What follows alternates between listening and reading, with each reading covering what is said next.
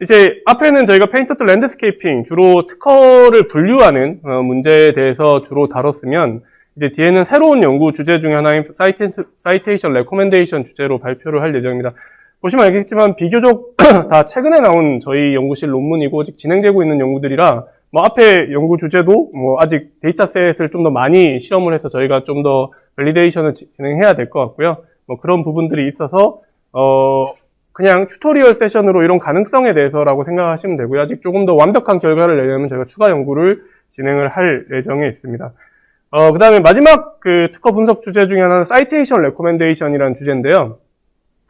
이 주제 같은 경우는 이제 미국 특허 같은 경우는 그 변리사나 특허의 어사이니가 특허의 출원자가 미국 특허를 사이테이션 하는 게 굉장히 중요한 이슈입니다. 그러니까 특허뿐만 아니라 사실 선행 기술을 사이테이션 하는 게 굉장히 중요한 이슈인데 사이테이션이 부족할 경우에는 특허가 그 출원이 되지 않고요. 출원은 되지만 이제 그 등록이 되지 않고요. 또는 특허 나중에라도 특허 취소 사유가 될 수 있기 때문에 사이테이션을 그 출원자들이 신경을 써서 해야 되는 분야고요. 그다음에 만약에 잘못했을 경우에는 그 심사자들이 따로 사이테이션하는 사이테이션 바이 이기지네이터라는 부분도 있습니다. 그래서 사이테이션 자체가 굉장히 큰 이슈 중에 하나입니다. 네, 이런 이슈는 저희 입장에서는 이제 출원인이나 심사관들이 논문을 출원하거나 심사를 할 때 이 논문과 가장 비슷한 논문들이 특허가 뭐가 있을까라고 생각을 했을 때 그거를 위해서 도와줄 수 있는 AI 서비스가 필요하다라는 관점이고요.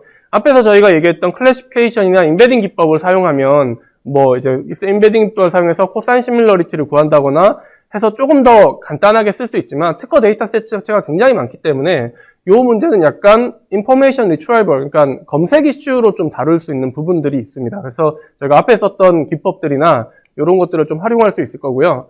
아직 특허 분야에서는 좀 벤치마킹된 데이터셋을 가지고 사이테이션 연구를 그렇게 화려하게 뭐 많이 하고 있지는 않습니다. 그래서 일종의 링킹 프레딕션 문제이기 때문에 아직 요거에 대해서는 특허 데이터 쪽은 많이 연구가 안 되고 있어서 사실 충분히 해볼 만한 연구 주제라고 저는 생각을 하고요. 근데 그에 비해서 우리가 앞서 얘기했던 논문 데이터를 가지고 분석하는 스칼라리 빅데이터에서는 2010년대부터 이제 데이터셋이 어느 정도 완성이 되고 할 때부터 사이테이션 연구를 주로 많이 했습니다. 그래서 컨텍스트 어웨어 사이테이션 레코멘데이션이라는 거는 이제 그 문장이 있고 그 문장과 관련된 논문을 사이테이션을 어떻게 예측하는가의 문제고요. 컨텐츠 베이스는 그냥 내용만 보고 뒤에 논문들의 그 사이테이션이 어떻게 이루어지는가를 대한 문제입니다. 그래서 이런 식으로 논문에서는 연구가 많이 되고 있기 때문에 이런 논문 중심의 기법을 특허로 변환하는 게 또 특허를 연구하시는 분들에서 할 수 있는 솔루션 중에 하나라고 생각합니다.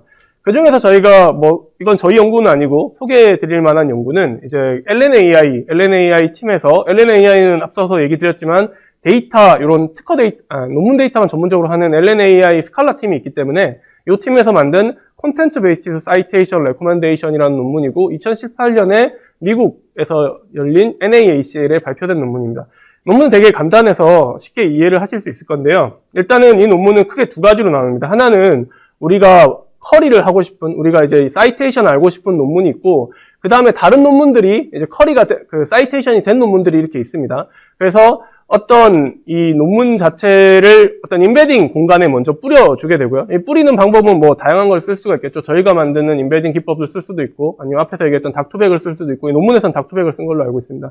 이렇게 한 다음에 이 시밀러리티, 각각의 논문들을 시밀러리티를 구해주고, 그래서 그것들을 가지고 다시 한번, 그러니까 비슷한 논문들을 먼저 놓고 난 다음에 다시 한번 사이테이션이 된 거를, 점수를 다시 매겨서 가장 유사한 논문, 가장 사이테이션이 많이 된 논문만 찾아주는 그런 기법입니다.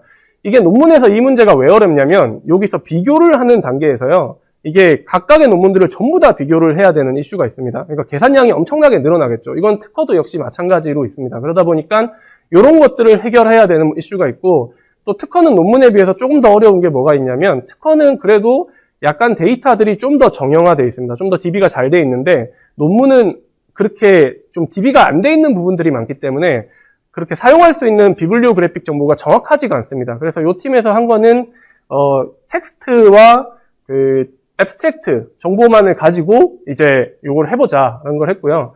첫 번째 단계에서 얘들이 한 거는 뭐냐면, 이 팀에서 한 거는 이렇게,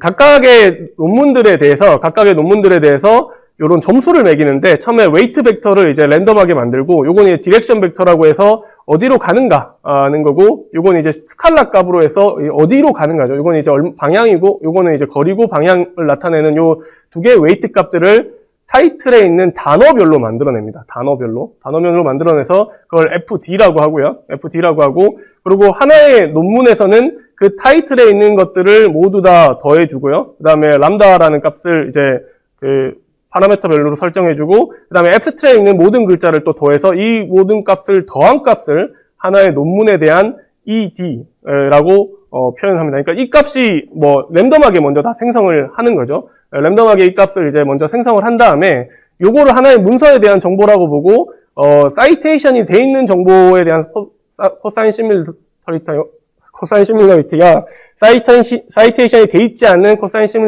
시밀러리티를 네거티브 샘플링을 사용해서, 그러니까 요거를 랜덤하게 이렇게 넣는 거죠. 사이테이션이 안 된 것들을 다 넣으면은 너무 계산량이 많으니까 다 넣지 않고 랜덤하게 것들을 넣은 다음에 요 값을 이제 맥스 값을 로스 펑션으로 만들어서 학습 트레이닝을 시켜줍니다. 로스 값만 있으면 이제 트레이닝이 되니까 그렇게 했는데, 뭐 의미를 파악해보면 간단합니다. 이제 사이테이션이 안 된 게 만약에 요거 안 됐으면 안 될수록 거리니까 거리 값이 엄청 커지겠죠. 그러면 되면 될수록 이게 작아질 겁니다. 그런데 이제 웨이트 값이 잘못 설정이 되면 사이테이션이 됐는데도 요 값이 커지는 경우가 있기 때문에 요 값은 줄이고 요 값은 늘려가면서 이 웨이트 값들을 학습시키는 요런 기법을 사용을 하는 겁니다. 그래서 그런 식으로 이제 로스 펑션을 만들어서 학습했고, 여기서 네거티브 샘플링 방법은 랜덤을 할 때도 있고, 네거티브 니어리스트 네이버후드를 쓸 때도 있고, 사이테이션 오브 사이테이션이라는 걸 써서 이제 이 논문을 다시 다른 논문이 했을 때 그렇게 건너 돼 있는 논문을 했을 때 성능이 어떤지 이렇게 세 개를 비교했습니다. 그러니까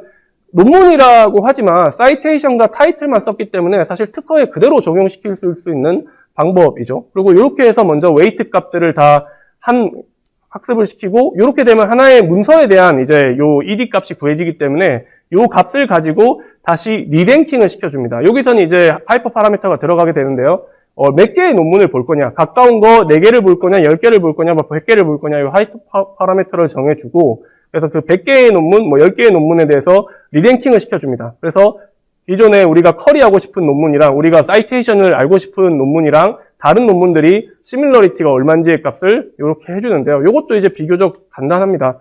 요거는 어떻게 해줬냐면, 굉장히 그림은 복잡해 보이지만 각각의 원래 커리가 하려고 하는, 우리가 보려고 하는 논문과 지금 현재 코사인 시밀러리티가 가까운 10개의 논문들을 각각 넣은 다음에 요 값들을 2개의 타이틀, 앱스트랙트, 오서, 베뉴, 키프레이즈 요것들을 이제 가능하면 각각 넣어서 그거에 대한 코사인 시밀러리티를 구해주고요.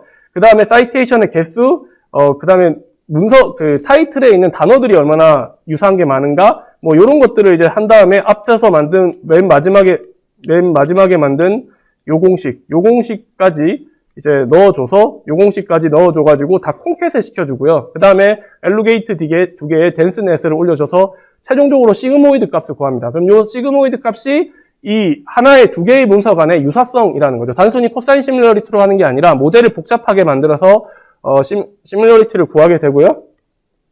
그 시밀러리티를 구한 공식을 보면은 이제 뭐 굉장히 복잡해 보이지만 다시 다 콩캣을 했다는 얘기죠. 콩캣을 했다는 얘기고, 각각의 문서들 간의 비교를 해서 문서들 간의 시밀러리티를 구한 다음에 콩캣을 해서 요 시밀러리티를 새롭게 시밀러리티 펑션으로 재정의를 해줍니다. 재정의를 해주고, 그 시밀러리티 펑션과 그렇지 않은 또 네거티브 펑션을 또다시 뽑아가지고 다시 이 로스 펑션을 한 번 더 학습합니다. 약간 트리키한데 똑같은 로스 펑션을 서로 다른 모델에 학습을 시키는 거죠. 2개의 펑션에 학습을 시켜가지고 최종적으로 이제 아까 요 모델에서 최종적으로 학습을 시켜가지고 다시 웨이트 값을 만들게 되고요. 그렇게 되면 아까 보셨듯이 이렇게 각각의 문서들의 시밀러리티가 나오기 때문에 요걸 가지고 요게 높으면 사이테이션이 됐을 거다, 사이테이션이 안 됐을 거다라고 합니다. 굉장히 간단한 생각을 가지고 했는데 뭐 논문에서 저희가 검증을 안 해봤기 때문에 뭐라고 얘기를 드릴 수는 없지만, 이 논문에서 한 게 그 기존에 있던 콘텐츠 베이스 사이테이션에서 가장 높은 성능을 냈다고 하고요. 사실 특허는 컨텍스트 어웨어보다는 주변에 있는 글자보다는 그냥 하나의 특허에 여러 개의 사이테이션이 붙는 형태이기 때문에 이쪽 방법이 조금 더 익숙합니다. 그래서 이런 것들을 특허 데이터에 맞춰서 좀 방법을 달리하면 우리가 좀 그 사이테이션이 될 수 있는 걸 좀 더 쉽게 예측할 수 있지 않을까라고 지금 생각하고 있고요. 그래서 이런 것도 지금 연구로 진행하고 있습니다. 그리고 마지막으로는 저희 논문에서 또 이건 저희 특허 데이터가 아직 없었기 때문에 못했는데 논문에서 콘텍스트 어웨어라는 걸 가지고 페이퍼 레코멘데이션을 한 경우에 대해서 설명을 저희 정찬우님이 저희 연구실 정찬우님께서 설명을 해드리겠습니다. 네, 안녕하십니까. 저는 가천대학교 산업경영공학과 학부생 4학년 정찬우입니다. 이번에 제가 발표하게 될 주제는 이제 페이퍼와 관련된 이제 레코멘데이션 관련된 내용인데요. 이제 실제 연구자들이 이제 페이퍼 인용을 추천을 할 때 어떻게 좀 더 효율적으로 인용을 추천받을 수 있을까, 이걸 관점에서 얘기를 한 것입니다. 저희 연구실에서 이제 모토로 삼고 있는 Humans Knowledge Belongs to the World, 이것에 착안해서 시작한 것이고요. 기본적인 레코멘데이션에서는 상품 추천 레코멘데이션이 많이 이루어졌지만 페이퍼와 관련된 레코멘데이션은 좀 이제 많이 나와 있지 않기 때문에 저희가 좀 더 이 부분을 해보면은 이제 연구자들에게 도움이 되지 않을까 해서 하였습니다. 먼저 제 소개에 대해서 간단하게 얘기 드리면은 이제 저는 이제 레코멘데이션 시스템 관련해서 주로 공부를 하고 있었고요. 이제 스콜라리 빅데이터와 관련돼서 이제 추가적으로 하고 있습니다. 이제 모티베이션에 대해서 얘기를 해 드릴 건데요. 네, Context Aware Citation Recommendation은 이제 앞서 최성철 교수님께서 말씀해 주신 Content Based Recommendation과 다르게 이제 컨텍스트, 즉 이제 문서에서 이제 RAF라고 보여진 저 부분, 이 부분을 이제 인용 문맥이라고 하는데요. 이제 직접 인용과 관련된 부분을 이제 저 문맥에 관련된 레퍼런스 논문에 대해서 추천을 하는 것입니다. 기존에 이제 컨텐츠 베이스드 같은 경우에는 이제 도큐먼트와 도큐먼트까지 간의 이제 릴레이션을 예측한다면은 얘는 이제 사이테이션 컨텍스트와 도큐먼트가 얼마나 릴레이션이 있을까, 이거에 대해서 예측하는 태스크입니다.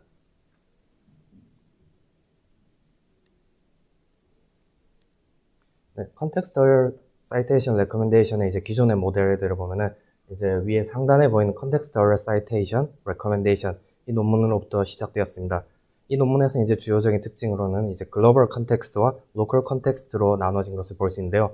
이제 로컬 컨텍스트의 경우는 이제 앞서 말씀드린 RF 양쪽에 사이테이션 컨텍스트를 말하게 되는 거고요. 글로벌 컨텍스트 같은 경우에는 이제 실제 인용을 하게 된 문서의 정보를 나타냅니다. 보통 이 글로벌 컨텍스트의 경우는 대부분의 논문들이 독트백의 개념에서 착안을 하였습니다. 그리고 이제 저희가 이제 비교 논문의 지표로 삼았고, 이제 최근에 이제 Context Aware Citation Recommendation에서 이제 이전까지 소타 성능을 보인 LSTM 베이스드 모델 같은 경우에는 앞서 이제 2010년도에 나온 Context Aware Citation Recommendation의 페이퍼 인코더 부분을 조금 변형을 했습니다. 즉 글로벌 컨텍스트의 독트백을 해서 어스와 베뉴 정보, 이제 비블리오그래픽의 개념을 넣었는데요. 여기서 이제 비블리오그래픽의 개념을 넣어서 실제 이 도큐먼트에 어떤 저자가 참여하였고 어떤 학회에서 참여하였다, 이 정보를 넣었고요. 또 부가적으로 말씀드리면 이제 Neural Context Aware Citation Recommendation의 경우에는 실제 컨텍스트에 대해서 이제 Attention 기법을 적용하여서 어떤 저자가 이 컨텍스트에 대해서 작성을 하였는가, 이걸 Attention 통해서 담는 것을 볼 수 있었습니다. 네, 저희가 이제 구성한 모델에 대해서 설명드릴 건데요. 저희는 이제 BERT와 GCN을 기본으로 해서 구성했습니다. 네, 그 BERT와 GCN을 이제 구성하게 된 이유는 이제 BERT는 이제 컨텍스트 측면에 저희가 인코딩을 위해서 사용했고요. 이제 GCN의 경우에는 페이퍼의 이제 기존의 독트백의 개념에서 페이퍼 간의 관계는 페이퍼와 페이퍼는 보통 이제 네트워크적인 정보를 담고 있기 때문에 GCN을 통해서 하면은 더 좋지 않을까, 이거에서 착안하였습니다. 그래서 GCN 같은 경우에는 이제 최석 교수님께서 발표를 해주셨기 때문에 자세한 상세한 부분은 얘기를 생략하도록 하겠습니다. 그리고 이제 저희 모델에 대해서 설명을 드리면은 이제 저희 모델은 Pre-trained Area와 Classification Area로 구성되어 있습니다. 이제 BERT 부분은 이제 컨텍스트를 인베딩 하게 되고요. 이제 GCN의 부분은 이제 사이테이션의 그래프 관계 정보, 그러니까 어떤 논문이 어떤 논문을 인용했다. 이 정보를 담게 됩니다. 그리고 여기 이제 VGA를 GCN을 활용한 이제 VGA를 이제 사이테이션 임베딩으로 활용하는데요. 이제 이 부분에 대해서는 이제 실제 논문 간의 인용에 있어서 다이렉트한 인용도 중요하지만 이제 다이렉트하지 않고 좀 거리는 떨어져 있는, 그러니까 일종의 세렌디피티라고 이제 레커멘데이션 쪽에서는 얘기하는데요. 실제 기존에 얘랑 관계는 없었지만 좀 참신한 정보를 반영해야지 레커멘데이션에서 좀 더 실용적인 측면에 반영을 할 수 있다. 요거를 착안해서 VGA를 적용하였습니다. 이제 평가와 관련된 얘기를 드릴 건데요. 네.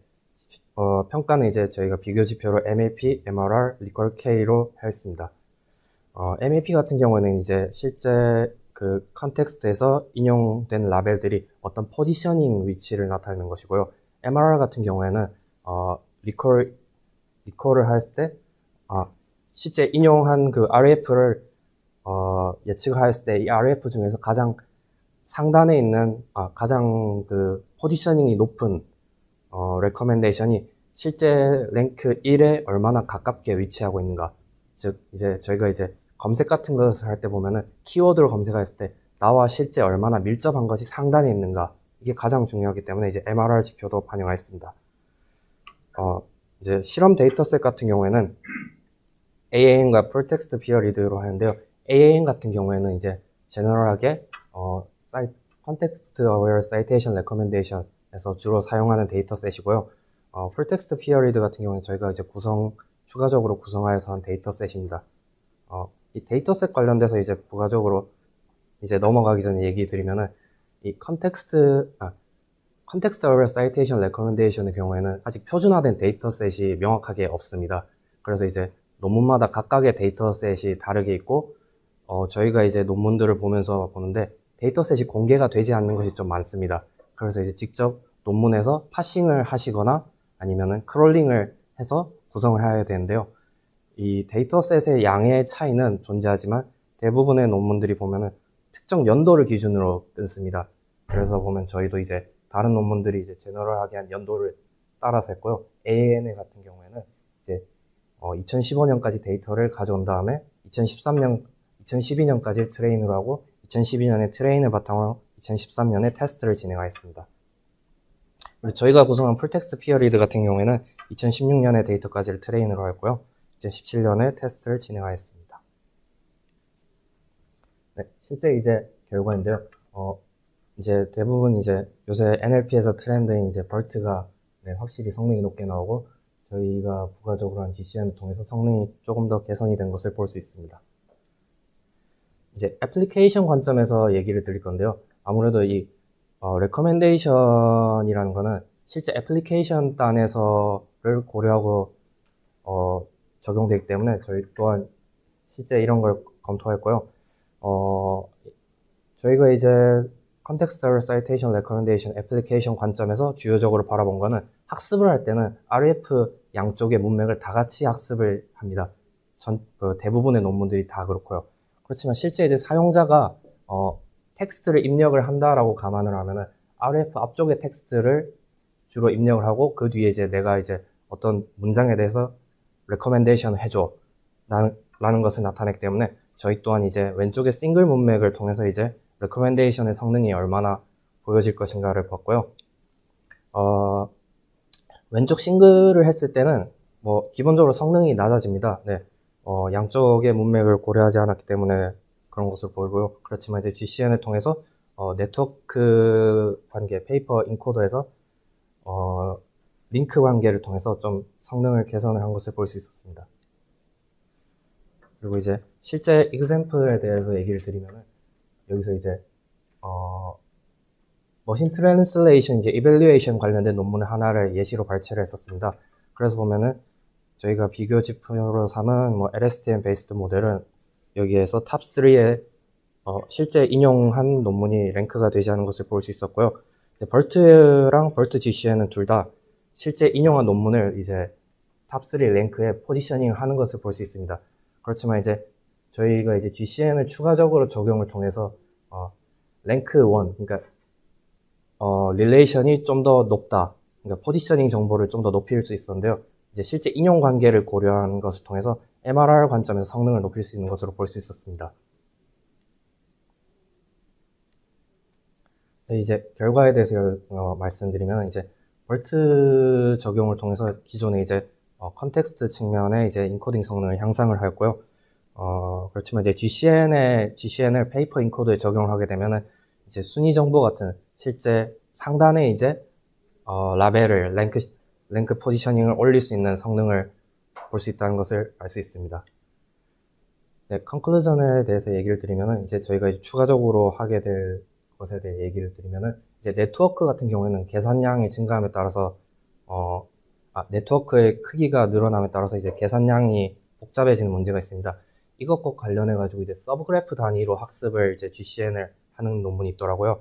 이 논문을 좀 더 응용을 해서 적용을 할 것이고, 그리고 이제 데이터셋 관점에서는 대부분 전체적인 논문들이 이 부분을 주로 다루지 않았는데 어서 같은 경우에는 다룰 때는 뭐 호너님, 시너님 관련된 문제가 있습니다.